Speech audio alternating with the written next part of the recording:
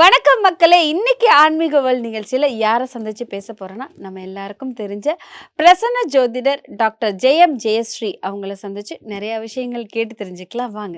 வணக்கம் மேம். வணக்கம்மா. ஸோ எல்லாரும் கேட்கக்கூடிய ஒரே கேள்வி தான், அந்த கேள்வியை தான் நான் கேட்க போகிறேன். வருஷம் பிறக்க போகுது அப்படின்னாலே, என் ராசிக்கு எப்படி இருக்குது, என் நட்சத்திரத்துக்கு எப்படி இருக்குது, இந்த வருஷம் எனக்கு நல்லா இருக்குமா அப்படின்னு சொல்லிட்டு நிறைய கேள்விகள் வரும். வருஷ பிறப்பு அப்படின்னாலே காலையில் எழுந்தவுடனே நம்ம பார்க்குற முதல் விஷயம் ராசி பலன் எப்படி இருக்கு, காலண்டர்ல நம்ம ராசிக்கு என்ன போட்டிருக்காங்க, இன்பம் துன்பம் கவலை அப்படி போட்டிருப்பாங்க. ஸோ எப்படி இருக்கும் அப்படின்னு தான் பார்ப்போம்.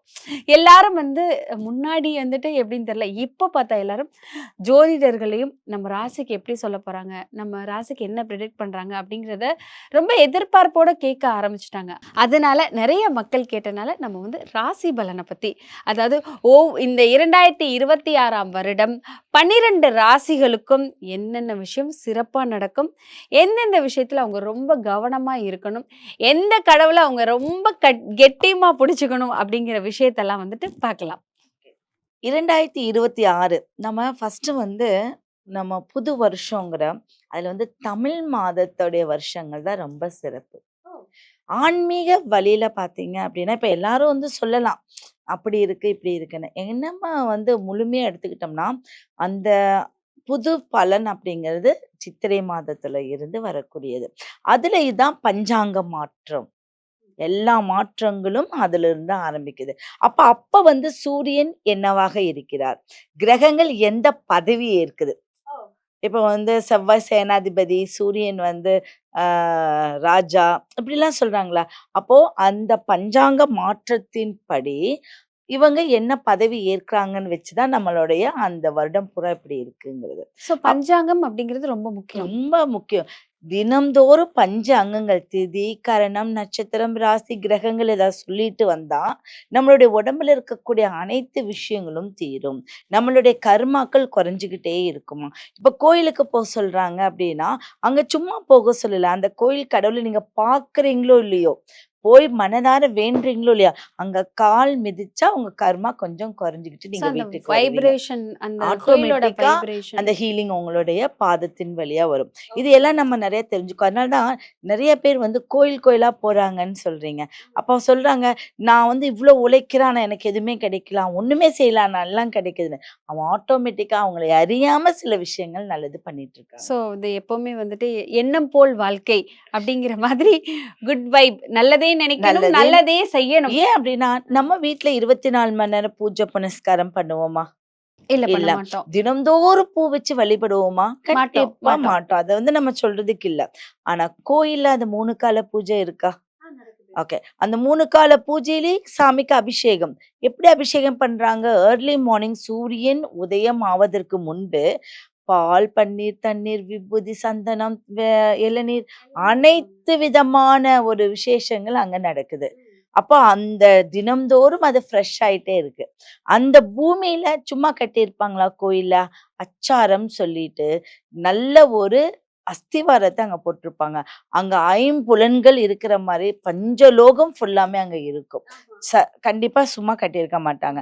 அப்போ இந்த சிலை எங்க இருக்கணுங்கிற ஒரு கட்டம் இருக்கு இல்லைங்களா, அந்த கட்டத்துல மைய புள்ளியில வச்சிருப்பாங்க. தமிழ் பஞ்சாங்கம் தான் ரொம்ப முக்கியமான விஷயம். பஞ்சாங்கம், பஞ்ச அங்கங்கள், பஞ்சாங்கம், பஞ்சாங்கங்கள், பஞ்சாட்சரம். நம்ம சிவனுடைய வேத மந்திரமே ஓம் நமக் சிவாயா அப்படிங்கிறதா. 5ங்கிறது. அதனாலதான் அங்க சூரியனை வச்சிருக்கு, அங்க குழந்தை, பூர்வீகம், புண்ணியம், ஸ்தானம் அனைத்தும் கொண்டு 5ல கொண்டு நம்மளுக்கு நிறுத்திருக்காங்க. ஒருத்தன் நல்லா மனசுக்குள்ள காதல் எண்ணம், அஃபெக்ஷன் வருதுன்னா அது 5 தான். கேட்டுக்கோங்க மக்களே. நீங்க நல்ல பூர்வீக சொத்தெல்லாம் அனுபவிக்கிறீங்கன்னா அது 5ஆம் இடம். 5 தான். 5 தான். உங்களுக்கு ஒரு நல்ல வாழ்க்கை துணை அமைதுன்னா 7ஆம் இடம் இல்ல 5ஆம் இடம். நீங்க உடனே குழந்தை கிடைக்குதுன்னா 5ஆம் இடம். 5ஆம் இடம் நல்லா இருக்கணும். குந்தி தேவிக்கு ஸ்பாட்ல ஒரு குழந்தை வரம் கிடைச்சது.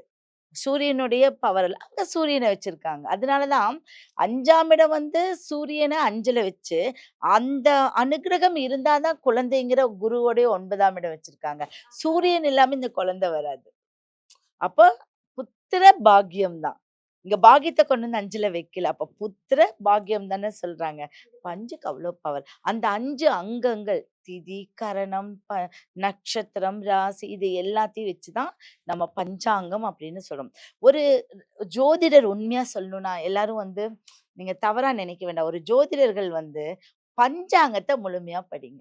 பஞ்சாங்கம் தெரிஞ்சிருக்கணும். ஓகே. பஞ்சாங்கத்துல ஒவ்வொரு விஷயம் எடுக்க தெரிஞ்சிருக்கணும். சில பேத்துக்கெல்லாம் தெரியும். பஞ்சாங்கத்துல நேர காலத்தை எடுக்க தெரிஞ்சுக்கணும். இன்னத்த நாள் கோச்சாரத்தை எடுக்க தெரிஞ்சுக்கணும். இந்த டுடே வந்து நம்ம சாஃப்ட்வேர்ல பார்க்குறோம் கோச்சாரம். ஆனா அது பஞ்சாங்கத்திலேயே அந்த வருஷம் பூரா டே பை டே அப்ப 364க்கு அந்த பஞ்சாங்கத்துல கோச்சாரம் இருக்கு. ஒவ்வொரு நாளும் சூரிய உதயம் எப்படி இருக்கு? இன்னைக்கு வந்து 6 மணி 10 நிமிஷம் 6 மணி ஒவ்வொரு நிமிஷமும் ஒவ்வொரு ஊருக்கு சூரிய உதயம் மாறும். அதன்படிதான் லக்னம் மாறும். இப்படி நிறைய விஷயங்கள் நம்மளுக்கு இருந்துட்டு இருக்கு. ஒரு விஷயம் நல்லா சொன்னீங்க. எல்லாரும் வந்துட்டு கோவிலுக்கு போங்க, கோவிலுக்கு போங்க அப்படிங்கிறது சும்மா சொல்ல கிடையாது. அந்த கோவிலோட வைப்ரேஷனே அந்த கோவில்ல போய் நீ சாமியெல்லாம் கும்பிட வேணாம். அந்த கோவில்ல போய் மிதிச்சாலே போதும். அந்த கோவில்ல இருக்க வைப்ரேஷன் அதாவது கோவில் கட்டும்போது நெறைய விஷயங்கள் பண்ணியிருப்பாங்க. அந்த கோவில்ல டெய்லி நடக்கக்கூடிய அபிஷேகங்கள் சொன்னீங்க. ஃபுல் 3 அபிஷேகம். நேரமும் அபிஷேகம் நடக்குது. அப்போ வந்து அங்க ஒரு குட் வைப், ஒரு நல்ல பாசிட்டிவ் எனர்ஜி இருக்குங்கிறதுக்காக கோயிலுக்கு போணும். சூரிய அஸ்தமிக்கும் நேரமும் வந்து பூஜை பண்றாங்க ஆமா, இல்லையா? ஆமா. திரை போட்டு ம். சூரியன் வந்து பிரகாசமா இருந்து அஸ்தமனம் ஆக போகுது. அப்ப திரை போட்டுருவாங்க.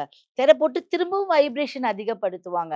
அதே மாதிரி நம்ம இரவுன்னு சொல்லிட்டு நிலவொளி வரும் நேரத்தில் இப்படி இயற்கையோட ஒன்றி அந்த வேலை நடந்துகிட்டே இருக்கும் கோயில்ல. நம்ம வேலைகள் நம்ம எப்படி பண்ணுவோம்? ஒரு நாள் நம்மளுக்கு முடியலன்னா செய்வோம். அப்ப கோவில் போறது அவ்ளோ சிறப்பு. கோயில்ல வந்து அந்த வைப்ஸ் நம்மளுக்கு கிடைக்கிறதுனால உங்களுக்கு நல்ல விஷயங்கள் நம்மளை அறியாம கர்மாக்களை குறைச்சிட்டே வாங்க. டே பை டே ஒவ்வொரு கர்மாக்கள் நம்மளை பின்தொடர்ந்துகிட்டு தான் வருது. அது வந்து இல்லைன்னு யாராலையும் சொல்ல முடியாது. அதை குறைக்கக்கூடிய ஒரு இடம் பார்த்தீங்கன்னா கோயில். அப்ப வந்து தொடர்ந்து கோவிலுக்கு போனோம்னா, நம்மளோட கர்மாக்கள்லாம் குறையும் அப்படிங்கிறதையும் கண்டிப்பா சொல்லியிருக்கீங்க. அதுல வந்து ஆணித்தரமான ஒரு எல்லா உண்மை. ராசிக்காரர்களுக்கும் அப்படிதான். இதுல எல்லாருக்கும். ராசி கிடையாது, மனிதர்கள். ஓகே. பார்த்தீங்கன்னா, மனிதர்கள் அதுல இந்த ராசி, இந்த லக்னம், நட்சத்திரம் எல்லாம் இறைவனால் படைக்கப்பட்டது. அப்ப எல்லாத்துக்கும் உணர்வுங்கிறது ஒண்ணு. இப்ப இந்த ராசிக்கு ஒரு கோயில் பலம் அப்டின்னா, எல்லா ராசிக்கும் பலம் இல்லையா? அப்படி கிடையாது. இப்ப நம்மளுக்கு தனிப்பட்ட பெயர் இருக்கு. அதுல வந்து அடிப்படையில நம்ம நட்சத்திரத்துக்கு ஒரு கோயில். அங்க போனா ரெட்டிப்பான ஒரு விஷயம் உங்களுக்கு கிடைக்கும். அந்த பேசிக்ல தான் நம்ம அந்த மாரி ஒரு கோயிலும் தேர்ந்தெடுக்கிறோம். இத விட குலதெய்வம். நம்ம முன்னோர்கள் நம்மளுக்கு அப்படியே வழி வழியா கொண்டு வந்து வச்சுட்டு இருக்கக்கூடிய தெய்வம். அந்த தெய்வம் என்னன்னா, நம்ம குடும்பத்த நம்ம எப்படி நம்ம அப்பா, அம்மா நம்மள பாதுகாக்குறாங்க. அதே சேம் பேசிக்ல தான் அந்த குலதெய்வம் நம்மள அப்படியே வழிகாட்டலா கொண்டு போகும். எந்த விஷயம் பண்றதுக்கு முன்னாடி குலதெய்வத்துக்கு குலதெய்வத்துக்கு அப்புறம் தான் தெய்வம். தெய்வம் என்ன சொல்லுது? "உன் குலதெய்வத்த நீ வணங்கிட்டு வா. அப்ப என்னோட அருள் ஈஸியா கிடைச்சிரும்" அப்படின்னு. அப்ப அந்த பேசிக்ல. அப்ப நம்ம புத்தாண்டு அப்படிங்கிறது எல்லா புத்தாண்டையும் நம்ம நல்லது. அப்ப இதுல பார்த்தீங்கன்னா, முதல் நாள் ஜனவரி மாதம் அப்படிங்கிறது முதல் நாள். இந்த முதல் நாள் வந்து ஒரு வருஷத்தை கடந்து இன்னொரு வருஷத்துக்கு அடி எடுத்து வைக்கக்கூடிய ஒரு நாள். அப்ப என்ன அப்படின்னா, அந்த வருஷம் பூரா இருக்கக்கூடிய நல்லது, கெட்டது நம்ம கடந்து வந்துட்டோம். இனிமேல் நம்ம வந்து கரெக்ட் ஆவோம் அப்படின்னு மனதைரியம், உடல் தைரியம் எல்லாத்துலயும் நம்ம கொண்டு போகிறது தான் அந்த புத்தாண்டு. புத்துணர்ச்சியா இருக்கக்கூடிய ஒரு ஆண்டு. அப்ப இந்த ஆண்டுல வந்து 2026 நம்ம அது வந்து 2025 வந்து நம்மளுக்கு இறந்த காலமா போயிடுச்சு. அப்ப இப்ப இருக்கக்கூடிய நிழல்காலம். இந்த நிழல்காலத்தை எதிர்காலத்தை எப்படி கொண்டு போகிறதுங்கிறது தான் சில ராசிகளுக்கு உண்டான அமைப்பு. ஓகே. அப்ப வந்து 2026ஆம் ஆண்டு வந்து இந்த ராசி, அந்த ராசிலாம் கிடையாது. எல்லாருமே கோவிலுக்கு போய் கடவுள வணங்குனா போதும். அதுதான் உண்மையான விஷயம். கோயிலுக்கு போற விஷயத்த ரெகுலர் பண்ணிக்கணும். ஸோ கண்டிப்பா.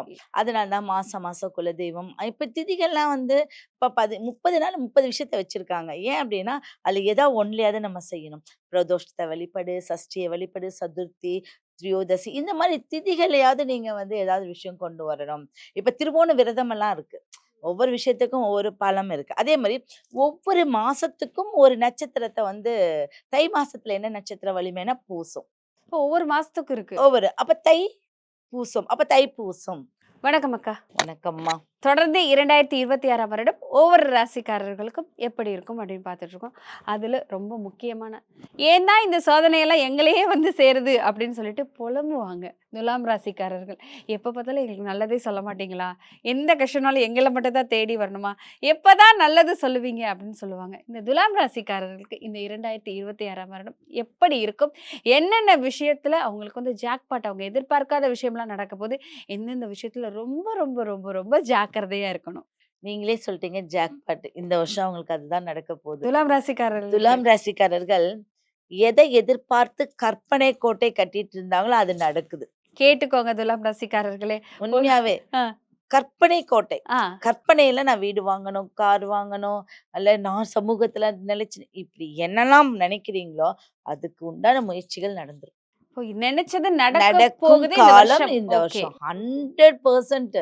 என்னடா இவங்க இப்படி சொல்றாங்கன்னு ஒரு சிறு விஷயத்திலயாவது நீங்க முன்னேறிடுவீங்க. சூப்பர். ஓகே. அப்போ உங்களுடைய முன்னேற்றமான ஒரு காலம். வீட்டுல சந்தோஷம் கிடைக்கும். வீட்டுல சந்தோஷம். சந்தோஷம்.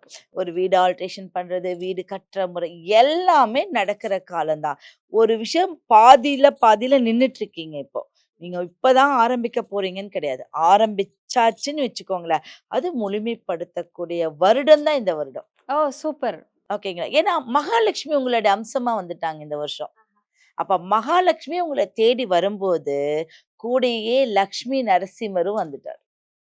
அப்ப மகாலட்சுமி கும்பிட்டு வாங்க. பிடிச்சுக்கோங்க. அவ்வளவுதான். அவங்கள ஜெயிக்கிறதுக்கு யாராலயும் முடியாது. தொழில் எப்படி இருக்கும் துலாம் அதான் சொல்றேன். ராசிக்காரர்களுக்கு இந்த தொழில் வருஷம் எப்படி ஃபர்ஸ்ட் இருக்கும்? கிளாஸா இருக்க போகுது. சூப்பர். உண்மையாவே ஒரு 4, 5 மாசம் இல்ல, உங்களுக்கு இல்ல. சரி எல்லா இருந்திருக்காது. ராசிக்குமே நீங்க இவ்ளோ விறுவிறுப்பா பேசலையே. துலாம் ராசிக்கு ரொம்ப ரொம்ப ஸ்பீடா, ரொம்ப ஃபாஸ்டா, ரொம்ப கான்ஃபிடென்ட்டா சொல்றீங்க மேம். துலாம் இல்ல ராசிக்கு அவ்வளவு துலாம் நல்லா இருக்கு. என்பது எனக்கு ரொம்ப பிடிச்ச ராசி. ஓப்பனா சொன்னா சுவாதி, துலாம்லாம் எனக்கு வந்து அது ஒரு பவரா. ஏன்னா துலாம் வந்து சாதிக்க பிறந்தவர்கள்னு சொல்லலாம். அந்த ராசி வந்து 7ஆம் இடம். அதுல ஒரு பெண் இருந்தா அதிக கஷ்டப்படுறவங்க அவ்வளவுதான். இப்போ ஒரு அடி மேல அடி வாங்குறாங்கன்னா, நம்மெல்லாம் சாதாரணமா இருக்கிறவங்க அதுல இருந்து வீழ்ந்துருவாங்க. ஆனா துலா ராசி மறுபடியும் அதுல இருந்து எந்திரிச்சு வருவாங்க. அது அவங்க கிட்ட இருக்கக்கூடிய பிளஸ் பாயிண்ட். பிளஸ் எந்திரிச்சு வர்றது இல்லாம அடுத்த விஷயத்துக்கு போயிடுவாங்க. ஓகேவா? அப்போ அந்த பிளஸ் பாயிண்ட் எல்லா நட்சத்திரத்துக்கு ராசிக்கு இருக்கான்னா சொல்லவே முடியாது. அப்ப நாராயணர் இந்த லட்சுமி நரசிம்மர் வந்து சுவாதி நட்சத்திரத்துல வித்தியாசமான உருவம் கொண்டு அப்படியே அவரை எதிர்க்க யாராவது முடியுமா? எல்லா கடவுளுகளும் பிரமிச்சு நின்ன ஒரு விஷயம். அதுக்கு அதிபதி இல்லையா? அப்ப அவங்களே பிரமிக்கிற அளவுக்கு உயர்ந்துருவாங்க. எப்படி இருந்த பொண்ணு, எப்படி இருந்த ஆணு, இப்படி வளர்ந்துட்டாங்கன்னு ஆஹா, சொல்லுவாங்க. ஆஹா. அந்த மாதிரி ஒரு விஷயத்துல வந்து அந்த துலா ராசி பிரம்மாண்டமா இருக்கு. அப்போ இந்த துலாம் கலஸ்திரக்காரகன். ஒரு கணவனா இருந்து மனைவி கொஞ்சம் உடல்நிலை சரியில்ல. இல்ல கணவனுக்கு உடல்நிலை. எந்த பிரச்சனையா இருந்தாலும் அத சமாளிச்சு அடுத்த விஷயத்துக்கு போயிடுவாங்க. அதுல எந்த ஒரு ப்ராப்ளமும் கிடையவே கிடையாது. துலாம் ராசிக்காரர்கள் இந்த 2026ஆம் வருடம் இவங்களுக்கு தான் அப்படின்னு சொல்லியிருக்கீங்க. குழந்தைகளுக்கு படிப்பு எப்படி இருக்கும் துலாம் ராசி? அவங்களே வந்து இப்படி இருக்கும்போது அவங்க வளர்த்துற குழந்தைகள் எப்படி இருக்கும்? ஆஹா. நல்ல விதமா வளர்த்துவாங்க. அவங்கனாலே நம்ப முடியாதுங்கிறீங்க. ஆமா. இது நான் தானா, இந்த மார்க் வாங்குனது அப்படி நான் இல்ல. தானா? நல்ல எல்லா குழந்தையும் ரொம்ப பெர்ஃபெக்ட்ன்னு சொல்ல முடியாது. ஆனா பெர்ஃபெக்ட்டா ஆக்கிக்குவாங்க. ஆக்கிக்குவாங்க. ஆமா. நீங்க துலா ராசிக்கு ஒரு ஸ்பெஷல் இருக்கு என்ன தெரியுமா?